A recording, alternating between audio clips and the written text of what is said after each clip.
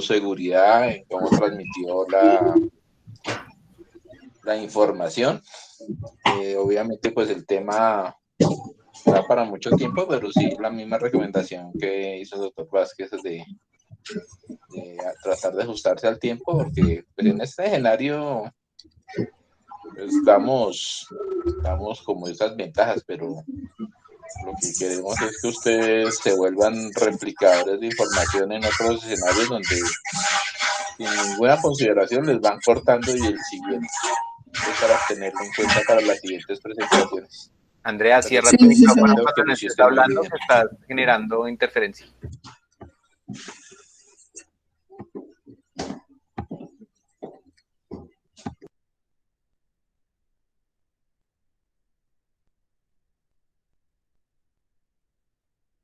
Ahora ya no quiso hablar más. No, ya, doctor, ya lo cerré. No, tú, sino el profe Perdomo, que justo se puso el tiempo, que ya acabo de hablar. Bueno, muy bien, no sé si alguien en el auditorio tiene alguna pregunta o algún comentario más que quisiera hacerle a Andrea.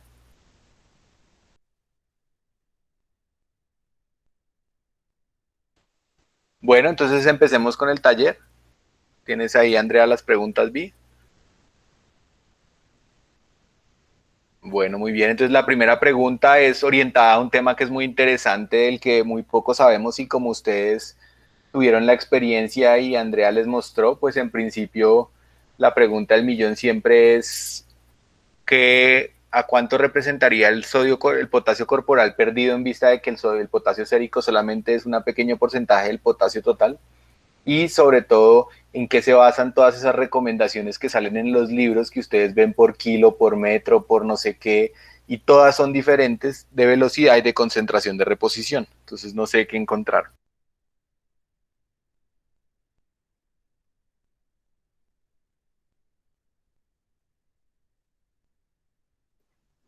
¿Aló? Dale. ¿Sí me escuchan bien? Sí, Laura, perfecto, dale. Bueno, mi nombre es Laura Alarcón, residente del programa de cuidado intensivo de la Universidad de La Sabana.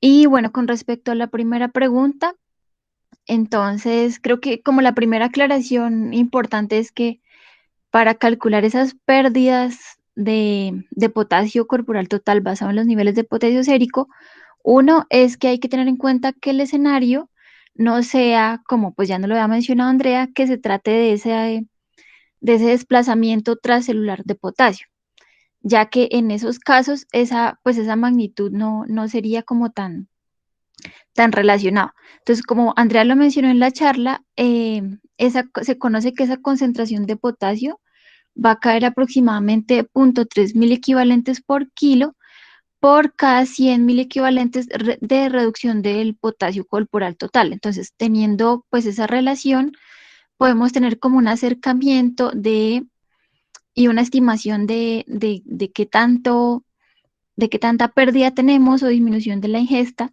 Si, por ejemplo, tenemos un paciente en el que el potasio ha descendido de 3.8, no sé, a 2.9, entonces más o menos eso correspondería a una relación de una pérdida aproximada de 300 mil equivalentes del potasio corporal total.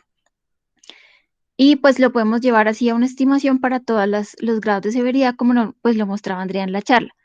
Es decir, entonces ya niveles tan bajos de hipocalemia severa, menor de 2, pues ya nos daría información acerca de un déficit total que podría superar incluso los 1000 equivalentes. Pero pues como les decía, es importante aclarar que no se trate de un desplazamiento transcelular de potasio. Y como también lo mencionaba Andrea, pues es muy importante tener en cuenta que no haya una hipomagnesemia asociada, ya que esta pues se relaciona uno con una pérdida mayor renal de potasio, dos, pues tener en cuenta de que digamos que a qué entidad clínica nos estamos enfrentando, ya sea pues un caso de diarrea o digamos un caso en el que se estén usando diuréticos, ya que entonces de manera pues muy relacionada se va a disminuir tanto el potasio como el magnesio. Y también es muy importante que no olvidemos que ese magnesio nos va a ayudar a que se active la bomba sodio-potasio ATPasa. Entonces, una vez pues teniendo claro como que esa relación está descrita y nos da un acercamiento muy, muy importante a cuánto potasio corporal estamos perdiendo, pues también se han descrito algunas otras fórmulas para calcular ese déficit de potasio de acuerdo con el peso, que nos habla que hay constantes, por ejemplo, de 55 mil equivalentes de potasio por cada kilogramo de peso. Esa fórmula pues nos va a ser útil siempre y cuando, de nuevo, no se trate de una redistribución anormal de potasio, ya que pues ahí no tiene una relación exacta. Em, bueno, ¿qué más les iba a decir con respecto a esto? Bueno, pues es importante tener en cuenta que con respecto a las recomendaciones de velocidad y concentración de la reposición, pues también como nos lo decía Andrea en la charla, digamos que la recomendación de que de manera de más consenso se encuentra en la literatura es que uno, siempre tengamos de la mano las reposiciones orales y pues que ya tengamos en cuenta las reposiciones IV cuando pues ya sea casos de hipocalemias moderadas o severas o haya una intolerancia a la vía oral o casos, por ejemplo, de hilio. Em, Esas recomendaciones, pues la verdad es que sí son muy, de manera las encontramos como muy globales en toda la literatura y pues Andrea nos las mostró también en la charla, y es que usemos siempre esas soluciones que no superan una concentración mayor de los 50 mil equivalentes por litro, siempre y cuando también lo usemos a un ritmo inferior a los 20 mil equivalentes hora o una cantidad diaria total que, teniendo en cuenta la relación que hablábamos anteriormente, pues no vaya a exceder esos 200 mil equivalentes en el día.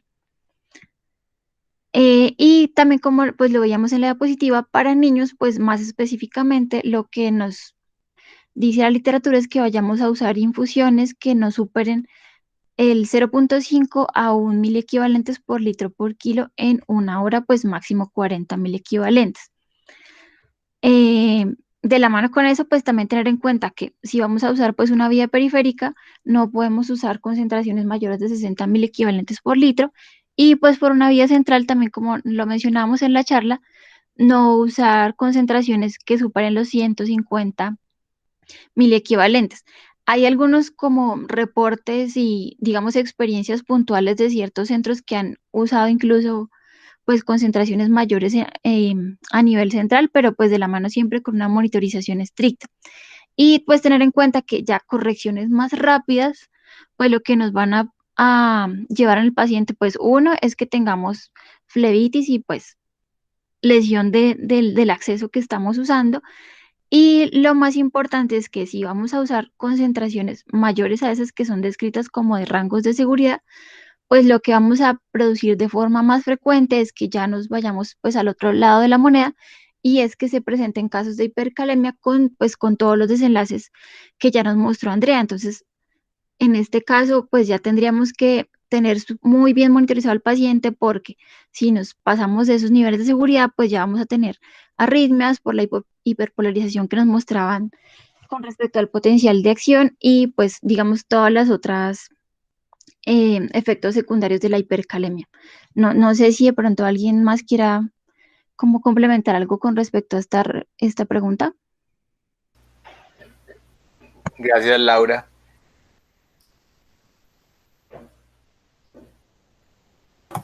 ¿Alguien leyó algo más?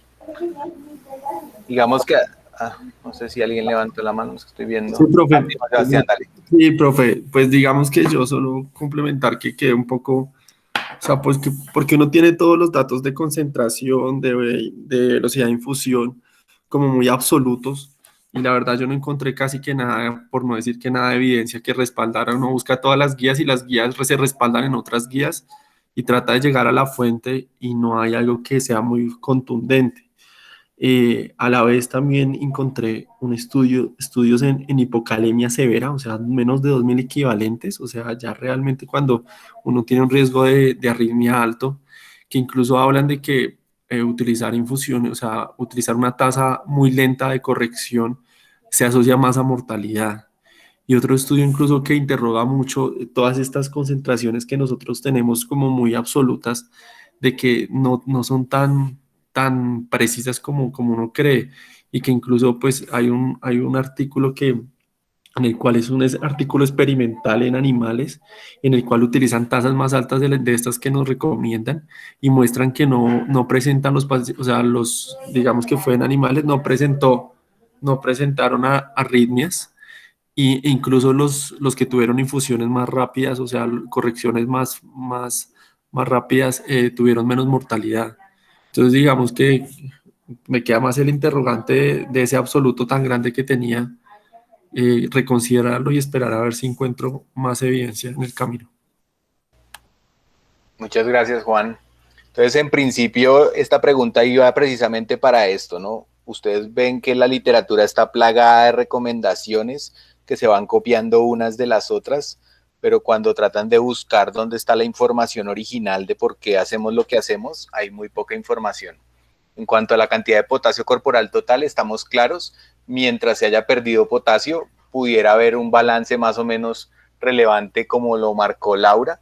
Entonces ahí lo importante es que si ustedes han tenido pérdidas de potasio reales, pues piensen que la reposición del potasio va a tener que ser prolongada, no es solamente poner un bolo de 0,5 mil equivalentes por kilo y entonces ya el potasio se les va a mejorar, porque entonces lo que les va a pasar es que 2 horas después va a volver a caer y entonces están tras el potasio tras potasio tras potasio. Entonces, si ustedes confirman que la pérdida del potasio es real, calculen que van a tener que hacer una reposición generosa de potasio en un periodo de tiempo más largo. Entonces, planéenlo para que no se les vaya a quedar el potasio bajo, obviamente con mediciones frecuentes, porque el riesgo que corren es haberse equivocado y que no haya sido una pérdida, sino estén redistribuyendo el potasio.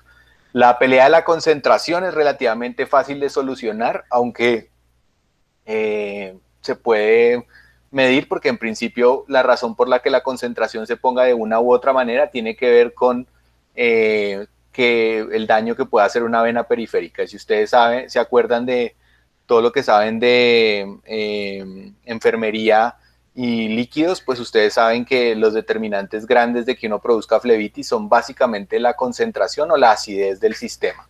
Un cloruro de potasio no tiene un pH de 7, luego ahí no hay problema. Entonces el problema es de concentración. Entonces lo que ustedes saben de concentraciones periféricas, eso lo pueden aplicar para el potasio. Entonces en principio el potasio, si lo van a mezclar con una solución salina, probablemente más de 40 mil equivalentes por hora, ya la concentración esté muy alta. Pero si ustedes llegaran en un escenario crítico en que necesitan poner rápidamente potasio y no tienen una vena central, eso no es una indicación para estar poniendo catéteres centrales de urgencia, más bien concéntrense en salvarle la vida al paciente. Entonces piensen, por ejemplo, que lo pueden diluir en agua destilada y eso les va a permitir una mayor concentración.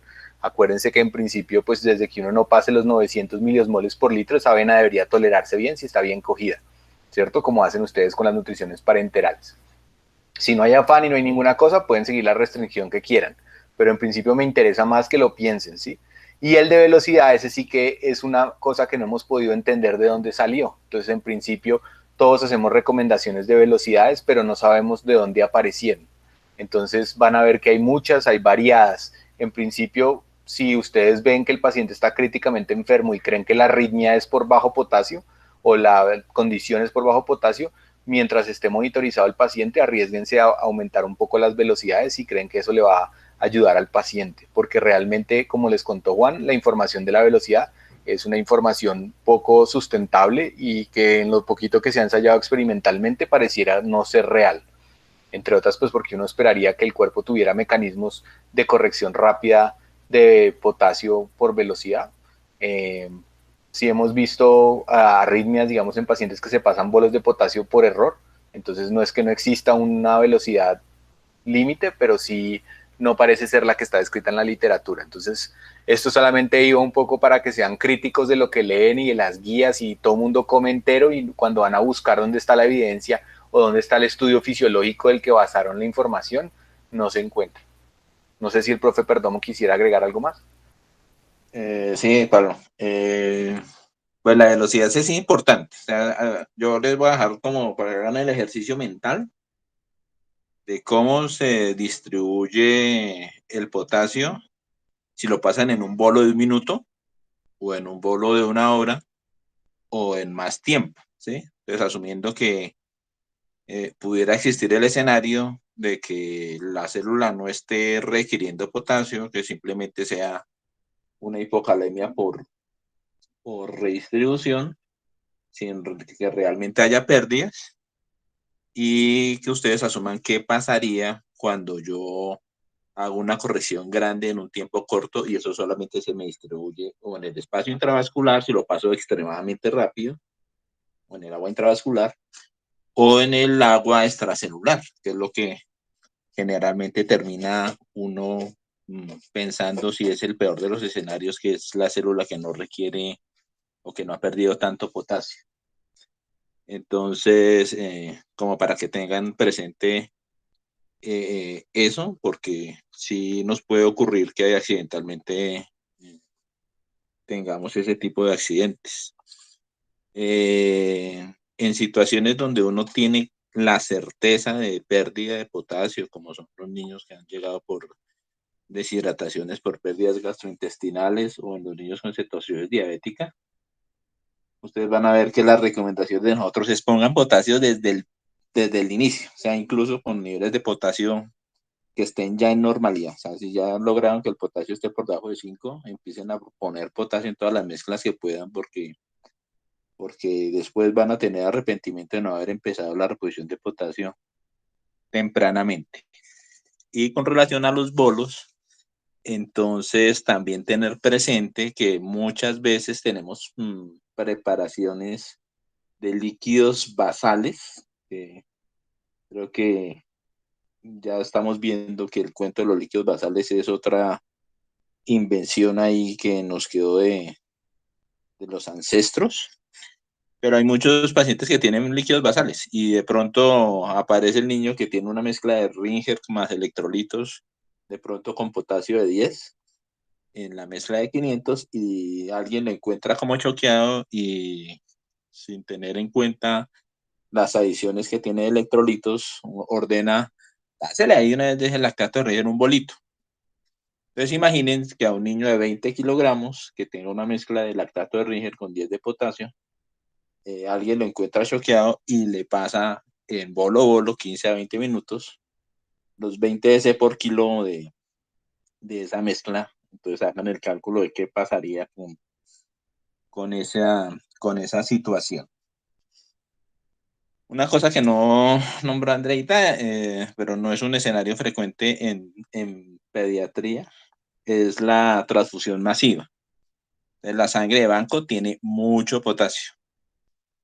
Yo los motivo a que por curiosidad alguna vez, terminando una transfusión, tomen unos gases a la bolsa de sangre y se van a llevar unas sorpresas que ustedes dirán, ay, esto es lo que le infundo a un niño. Pues cuando son transfusiones normales de 10 o hasta 15 mililitros por kilogramo de peso, pues uno, si el paciente está normojalémico, seguramente no va a haber problemas, pero si es una transfusión masiva de casi una volemia o más volemias, entonces toca estar chequeando muy constantemente eso. Y lo otro es que no hay que asumir que si mi bolo de corrección inicial no produjo la meta deseada, no pasar un bolo mayor en la siguiente corrección. Yo tengo un paciente con una hipocalemia muy severa y quisiera que de pronto ustedes nos cuenten la experiencia. Entonces, tiene el potasio en 2. Entonces, le pasa a uno un mil equivalente por kilo de potasio y cuando uno hace el control, resulta que el control va en 2.3. No faltará la persona que con cierta lógica irá, pues si un mil equivalente me cambió 0.3 y necesito llevarlo hasta 3 y pico, pues en esta nueva corrección pongámosle ahora un bolito de 2 por kilo, porque eso puede ser extremadamente peligroso. Entonces, en los escenarios fuera de la UCI, por ninguna razón pongan más de 0.5 mil equivalentes por kilo. En la UCI se están bien muy monitorizados hasta 1 mil equivalente por kilo en ojalá 1 a 2 horas y monitorizando y los siguientes bolos preferiblemente de 0.5 y monitorizar antes de seguir posando bolos porque puede que en algún momento ya la célula diga suficiente potasio, ya no requiero más y el siguiente bolo sea algo perjudicial para el bebé.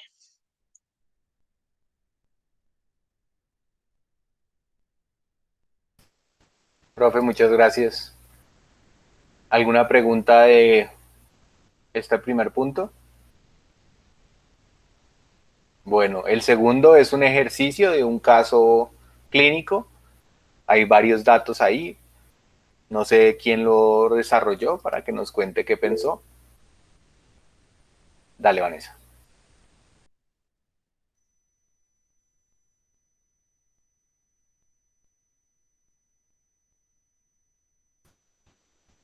Dale, ¿me oyes? Sí.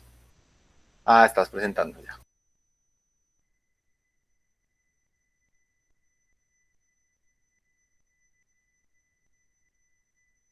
No te estamos oyendo por si acaso si querías hablar.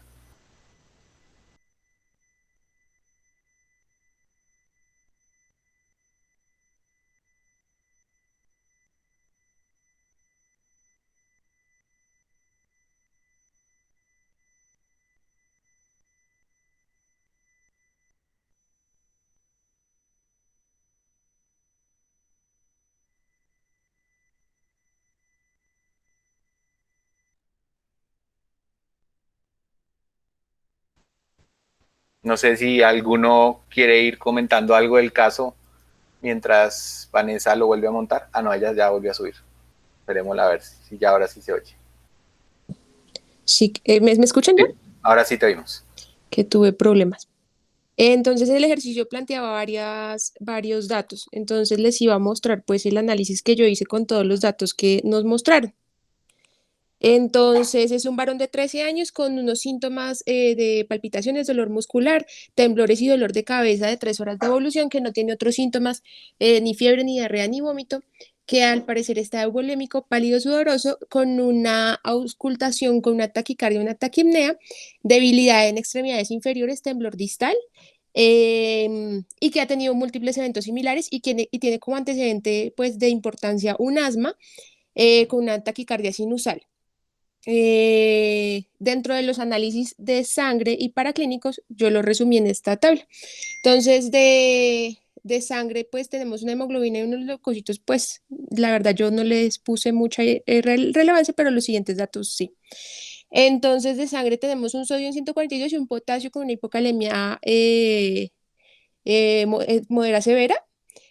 Con una glucosa en sangre, yo acá hice todos los cambios pues a miligramos de cilitro, que es lo que uno está usualmente acostumbrado pues a ver en nuestros paraclínicos de referencia.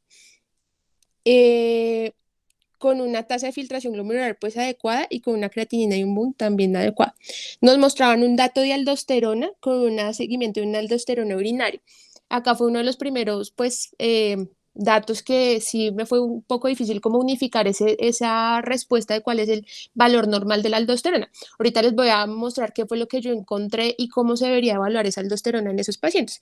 Y dice que tiene una taquicardia sinusal con un intervalo QT de 460 milisegundos, que pues para un QT corregido con esa frecuencia cardíaca, con la frecuencia cardíaca estaría un QT largo. Y en cuanto a los laboratorios renales, hablaban de un gradiente transtubular de potasio de 4,9, que como Andrea lo mostró, pues yo aquí les traía cómo se hacía el gradiente transtubular de potasio. Y ahorita vamos a ver cómo en este paciente pues yo encontré que podíamos hacer el abordaje de ese gradiente transtubular, que pues ella explicó muy bien cómo se evaluaba. En los laboratorios de orina, eh, yo encontré estos valores de referencia para los electrolitos en 24 horas en pediatría. Estos son valores de referencia en 1000 equivalentes por kilo día. Digamos que en el ejercicio no nos mostraban el peso del paciente, pero pues yo hice un cálculo aproximado y pues los valores de referencia podrían estar entre los valores que tenemos acá, excepto por el potasio, que si uno lo ve podría estar también alto.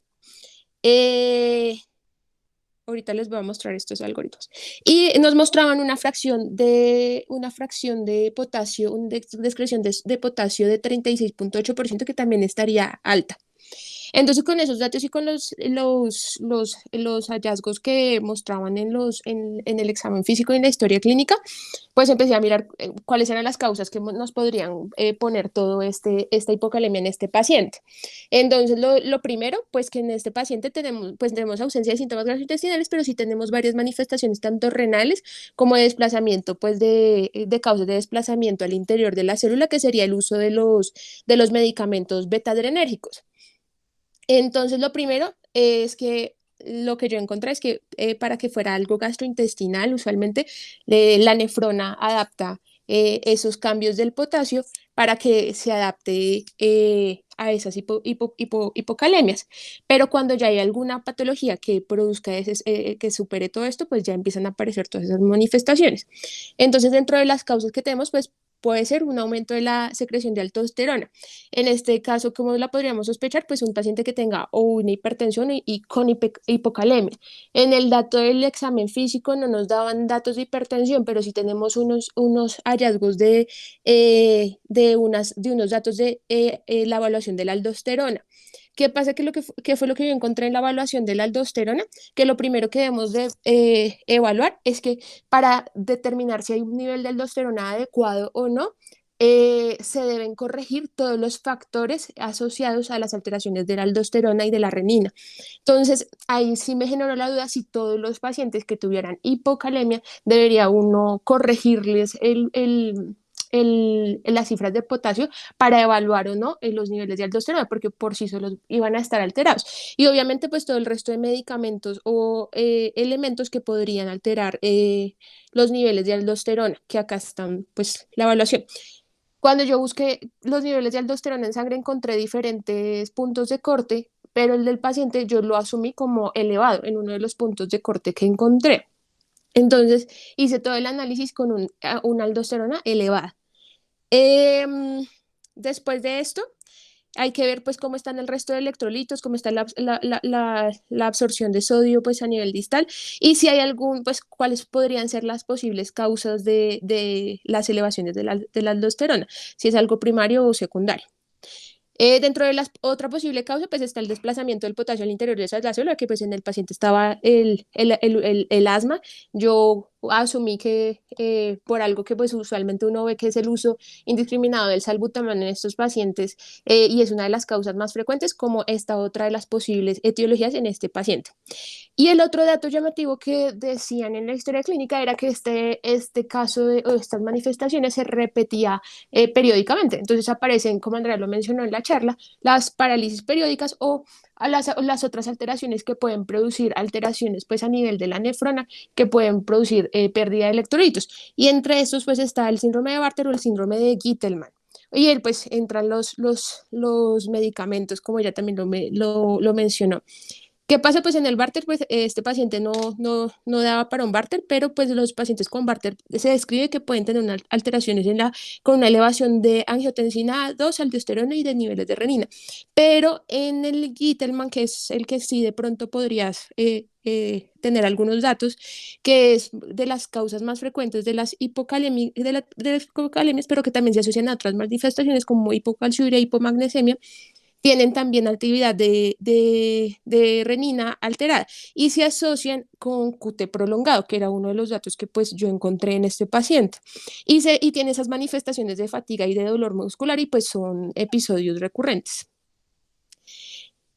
Con todo esto, a mí, pues yo encontré este algoritmo que es parecido al que encontró Andrea y con esos datos empecé a armar pues hacia dónde nos podría cuadrar este paciente.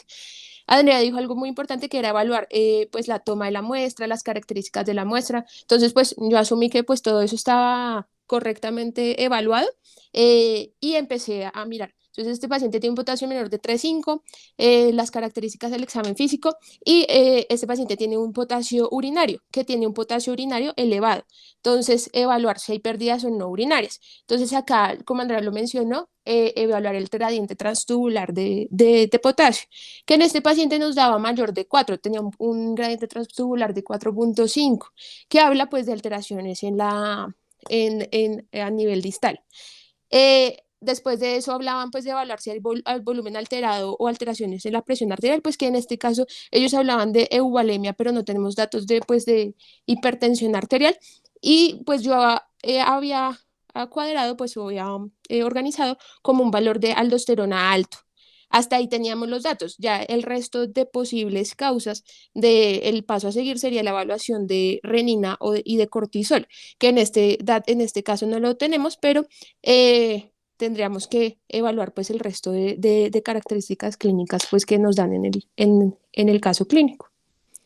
Entonces, para mí era un paciente con una hipocalemia, con un gradiente transtubular elevado, que tenía alteraciones en el metabolismo de la aldosterona, que había que evaluar si sí o no son reales, y después de tener ese tamizaje inicial de la aldosterona, sería hacer un test confirmatorio y evaluar si es correcto o no, si hay una alteración de la aldosterona, pero que ese paciente tenía otras anormalidades que podrían también justificar esos datos que se tienen, que es, por ejemplo, el uso de salbutamol en paciente con asma.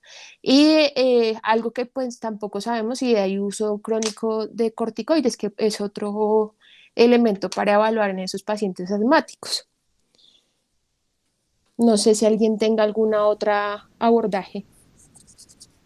Muy bien, Vanessa, creo que hiciste una presentación muy completa y cómo intentaste tratar de cazar las diferentes cosas que tenía el reporte, intentando buscar etiologías, y tienes unas 3 o 4 opciones y con eso harías, digamos, el estudio.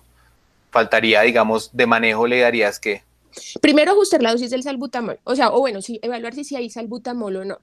Evaluar también si hay corticoides o no, si hay uso de corticoides, pues para también evaluar las posibles causas y evaluar si necesita algún tipo de estudios adicionales. Confirmar si hay o no hiperaldosteronismo, y pues como es una severa y tenemos alteraciones pues cardíacas, administrar una dosis de reposición de potasio, ya sea pues endovenoso.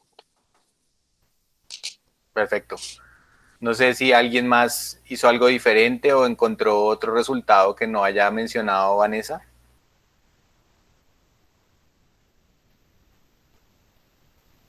Bueno, muy bien. Entonces, como ven, digamos que la aproximación a las hipocalemias desde el punto de vista paraclínico a veces es complejo, es más como de nefrólogos, de cuidado crónico. En general, en lo agudo, lo que hacemos es mirar si hay alguna causa transtubular, y si no, empezamos a reponer y luego alguien terminará estudiándolo más en detalle. Lo que tú decías es muy claro, hay muchos factores que alteran las hormonas, entonces estar estudiando en cuidado crítico aldosterona y no sé qué, a veces tiene demasiados factores y uno no sabe al final si está viendo un error, si está viendo un efecto normal. Entonces usualmente estos pacientes tienen que estar estables y con niveles estables de las drogas para poder empezar a pensar en las hormonas y eso. Creo que hiciste muy bien el ejercicio. No sé si alguien tiene alguna pregunta.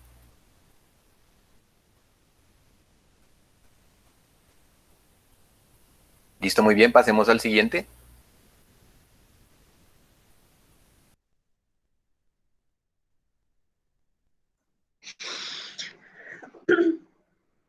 Hola, buenas tardes. Soy Angélica Rodríguez. Es que tuve un problema con la Sí, cuenta. es que me tocó sacarte porque se te aprendió el micrófono. Sí, doctor, qué pena, no me di cuenta. Vale. No me di cuenta. Bueno, entonces, la tercera pregunta dice, del potasio alto señalan los cambios electrocardiográficos que van apareciendo en la hipercalemia y por qué no siempre se correlacionan con los niveles sanguíneos, en especial en pacientes crónicos. Entonces, digamos que voy a hacer una recapitulación de lo que dijo Andreita acerca de los cambios que se encuentran según los niveles de potasio. Un momentico, comparto para verlo un poco más claro.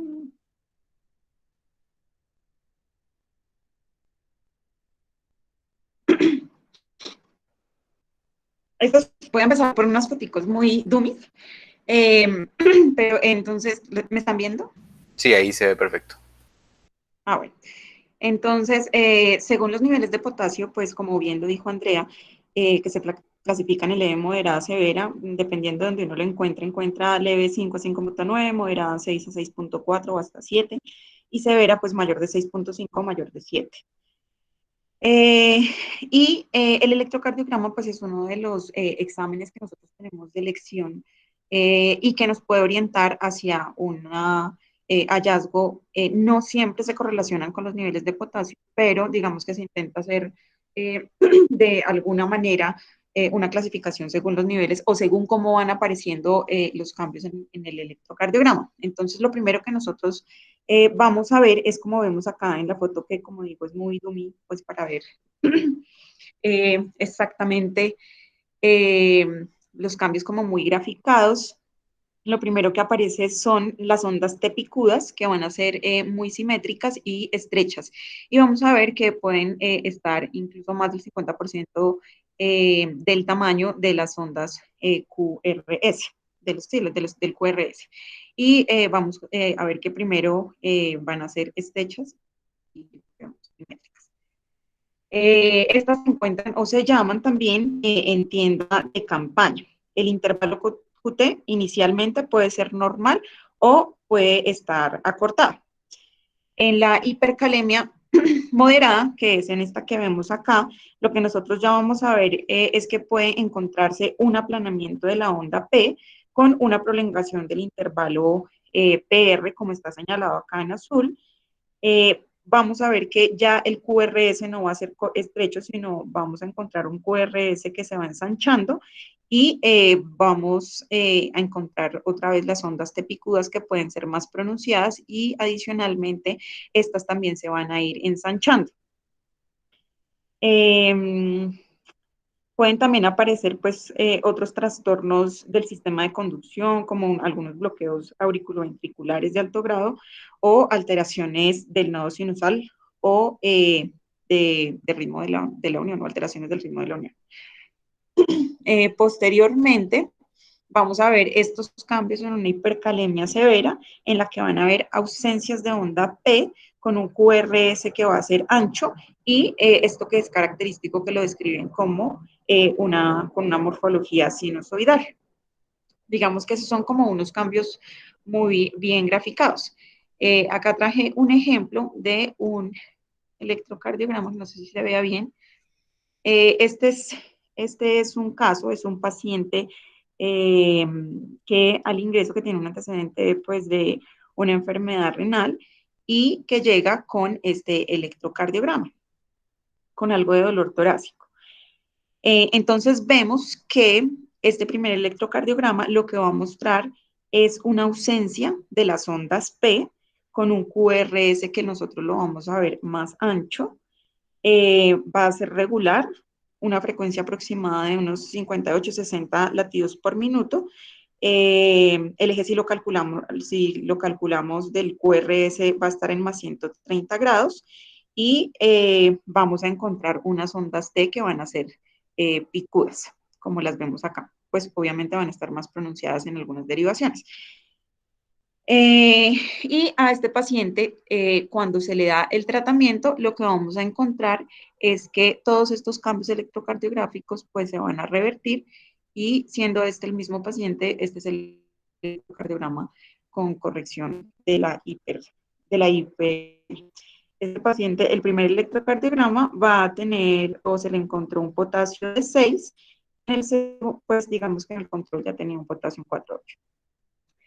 Adicionalmente, otro patrón que podemos ver nosotros en el electrocardiograma es un patrón similar a a un infarto, pues principalmente la cara inferior, y lo que vemos en este caso es que va a tener un ritmo sinusal, un QRS que va a estar prolongado, una elevación que encontramos acá en el segmento ST, que lo vamos a ver principalmente en la derivación de 3 y en ABF, vemos acá la elevación del ST, y adicionalmente vamos a ver una depresión del ST en la derivación 1 o de 1 y en ABL, como lo vemos acá. Y pues vemos que también podemos encontrar una onda T negativa en esta derivación de B3 y B4. A este paciente pues se le tomaron electrolitos y se le tomó todo su perfil, encuentran todo el perfil de troponinas negativos, pero llamativamente se encuentra un potasio que va a estar elevado. En este caso pues en 10. Posterior a la corrección, vemos cómo los cambios electrocardiográficos pues se van a revertir y pues van a estar normales. Entonces, digamos que simplemente para recordar que también puede simular un patrón de infarto de cara inferior. Adicionalmente, lo que encontré en cuanto a la segunda parte de la pregunta es que no todos los niveles de potasio se van a correlacionar con los cambios electrocardiográficos y han habido estudios que correlacionan, digamos, los niveles de potasio con los cambios que se encuentran y se ha visto que en cerca del 50 al 64 de los pacientes con un potasio mayor a 6.5 puede que no se encuentre ningún cambio. Digamos que casi no encuentro la razón principal, pero lo que encontré es que algunos pacientes lo que hacen, pues algunas hipótesis es que hay una pérdida de la sensibilidad de los cambios de potasio sérico, como por ejemplo en algunos casos como el incremento de las catecolaminas, el incremento de la aldosterona plasmática y un incremento en la excreción de potasio gastrointestinal. Y en pacientes, por ejemplo, los pacientes que tienen una enfermedad renal crónica, puede haber una disminución en el efecto tóxico de la hipercalemia y las manifestaciones electrocardiográficas, y esto va a estar dado posiblemente debido a las variaciones en la concentración de calcio. Digamos que, como lo explicaba Andrea, que pues va a estabilizar la membrana, y otra razón es que hay una baja tasa de incremento del potasio también en estos pacientes. Eso fue lo que encontré, no sé si alguien me quiere complementar. Perfecto, Angélica, mil gracias. Muy clara tu explicación y muy bonita la orientación. No sé, ¿alguien más encontró alguna otra cosa?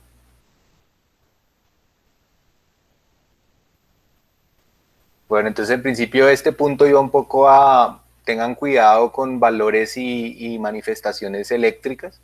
Lo que hay que hacer es, si usted tiene una hipercalemia, mire en detalle el electro y trate más bien de mirar en qué fase de la alteración eléctrica está para ver qué tan, digamos, urgente o importante es el cambio. Lo que tú contaste, el cambio crónico parece ser una mezcla de sensibilización y los niveles elevados de calcio que se vuelven protectores como un mecanismo de defensa a los pacientes que están crónicos, pero obviamente pues no hay mucha información porque no hay un modelo animal fácil de reproducir, o pues yo no he visto, digamos, información específica en la pregunta, es más como un poco anecdótico y algunas personas que han hecho algunos ajustes o han visto algunos patrones en renales crónicos que pudieran sugerir desensibilización. La última pregunta era un ejercicio para ver qué hacían en caso de una hipercalemia. Dale, Juancho. Buenas tardes. Pues voy a compartir un segundo para mostrar el caso. No sé si están viendo ya ahí.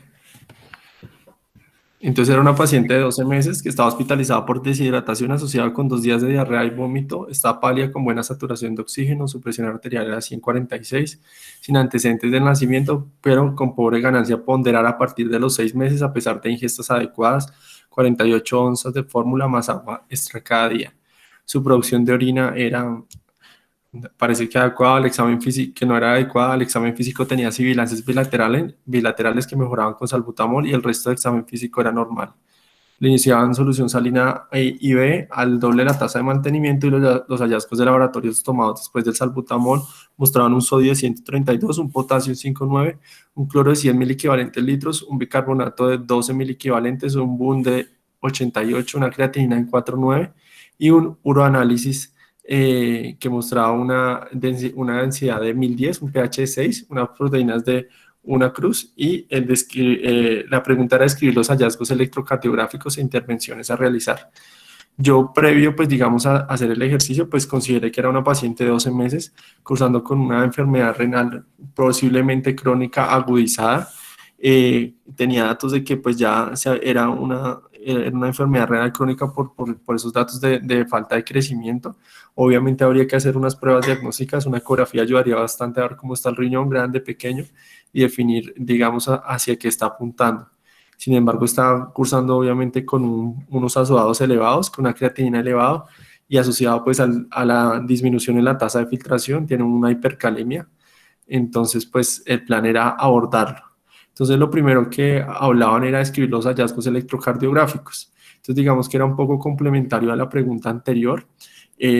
Ahí resalto este estudio, que es un estudio en pacientes renales crónicos, en el cual miraron, digamos que la correlación entre las Ts picudas y los niveles de calcio, y les dio una regresión lineal inversa, en la cual los niveles de calcio mayores se asociaban a Ts, a que las Ts no fueran picudas. Entonces, como muy bien Angélica nos explicaba, hay una hipótesis de que el calcio elevado en los pacientes renales crónicos los protege, estabilizando la membrana. Entonces, en este estudio, y este es otro estudio, más adelante aquí vemos, en el cual lo que hicieron fue mirar según los niveles de potasio. En los pacientes renales crónicos también se habían alteraciones a nivel electrocardiográfico de las Ts, que es el primer hallazgo que uno llega a ver en una hipercalemia. Y lo que observaron en este caso es que no se correlacionaba como tal estos hallazgos. Vemos aquí que los pacientes que presentaban hipercalemia, o sea, aumento del potasio, tenían unas Ts muy similares y no había una diferencia real. Y ellos lo que encontraron es que había un cociente entre la onda T y la R que era más específica. Entonces, digamos que es más para ser enfáticos en lo que Angélica nos dijo, que probablemente en renales crónicos los hallazgos electrocardiográficos no se correlacionan con los niveles séricos. Entendiendo esto, pues la primera pregunta era qué niveles, qué hallazgos electrocardiográficos esperaría, y lo que yo consideré es que posiblemente ese paciente no tuviera ningún tipo de hallazgo electrocardiográfico. Lo más probable y el de mayor sensibilidad es el cociente entre la onda T y la onda R. Esa sería mi primera respuesta. Y la siguiente pregunta era, ¿qué haría con ese manejo? ¿Qué consideraría? Hice un pequeño repaso, aquí está este cuadro del tratamiento. Muy bien, Andrea nos explicó que habían, digamos que 3 tipos de medicamentos, los que me van a ayudar a la transferencia, los estabilizadores de membrana y los que me van a aumentar la excreción de potasio. Recalco acá solo que el salbutamol, que digamos que es uno de los más potentes, me ayuda a bajar más o menos de 0,412 mil equivalentes en 30 a 60 minutos, y que la insulina, sumado a esto, también es un medicamento que coayuda de manera importante. Entonces son fármacos que debemos tener, digamos, de primera indicación.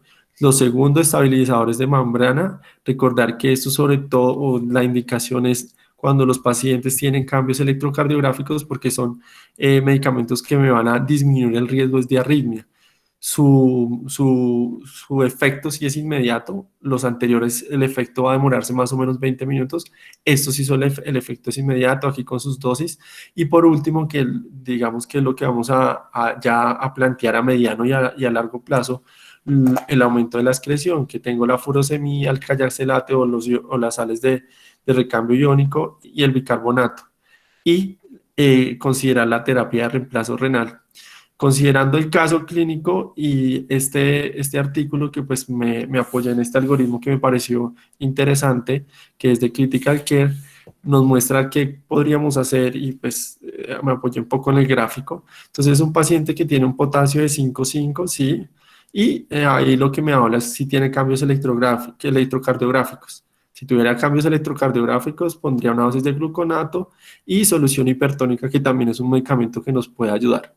Yo, como creo que este paciente no tiene cambios electrocardiográficos, me voy a este lado Entonces considero que el paciente tiene más de 6, no, tiene 5,9, entonces posiblemente ya considero los medicamentos para excretar, aumentar la excreción de potasio. En este caso, aquí lo que recomendarían, y considerando que es un paciente con enfermedad renal crónica, posiblemente yo le haría una prueba de diurético, 1 o 2 miligramos por kilogramo. Si el paciente no tiene una prueba positiva al diurético, consideraría iniciar terapia de reemplazo renal o de terapia de soporte renal. En este caso, y lo más probable es que yo consideraría la terapia de reemplazo renal, porque pues el paciente no está en una urgencia dialítica absoluta, pues porque no tiene parámetros así que, pero sí necesita un soporte renal urgente. Y pues esas fueron las consideraciones que tuve. Perfecto, Juan, muchas gracias. ¿Alguien más tuvo alguna otra consideración en el manejo de este caso? Bueno, muy bien, creo que por hoy ha sido suficiente de potasio, creo que estuvo muy interesante, muy buena la charla y la discusión, creo que todos hicieron un muy buen esfuerzo por tratar de contestar las preguntas y creo que el ejercicio les sirvió mucho a todos. No sé si el profe Perdomo tenga algún punto final para cerrar. No, señor. Listo. Entonces yo creo que dejemos ahí, nos vemos en 8 días, vamos a hacer el último taller de electrolitos que incluye todos los demás. Les dejo la tarea al doctor Perdomo en la próxima preguntas de la sesión, para que lo respondan rápido al principio. Listo, Chao, muchas gracias, hasta luego.